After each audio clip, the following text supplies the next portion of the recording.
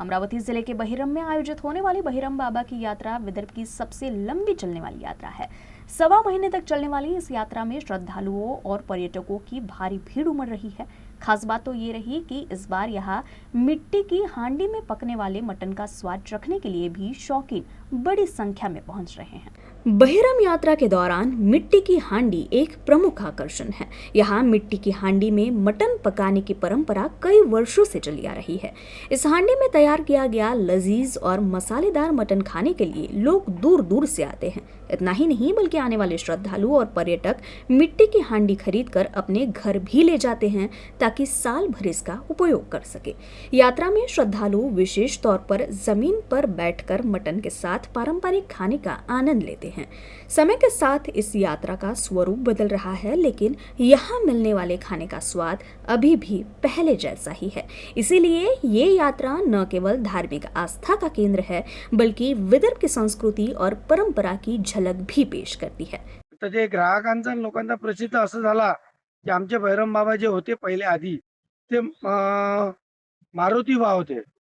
मारुतीचे आपण इथं लोक नॉनव्हेज खातात म्हणून त्यांना पाण्यात क्षार नाही कायल भैरव बनवलं आणि 1968 मध्ये इथं विठ्ठल शहीद दोतुंडे शहीद झालेला आहे. शहीद विठ्ठल दोतुंडे रामापूर पत्रोट इथले.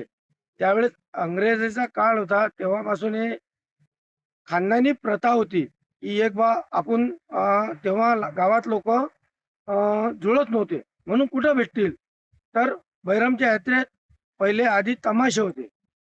तमाशे असल्या कारणानं ते इथं असल्या कारणानं तर ते इथं मोर्चा काढत होते. ते मोर्चा काढल्यानं त्यांना ते इथं शहीद झाले. इथं गोळीबारही झाला.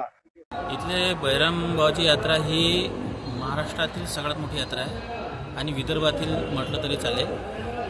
आणि इथे जवळपास आम्ही 20 वर्षापासून इथे मटण खायला येत असतो आणि इथे हंडीतलं मटण हे खूप फेमस आहे. आणि इथे जवळपास विदर्भातील सर्वात म्हणजे जास्तीत जास्त लोक इथे येतात.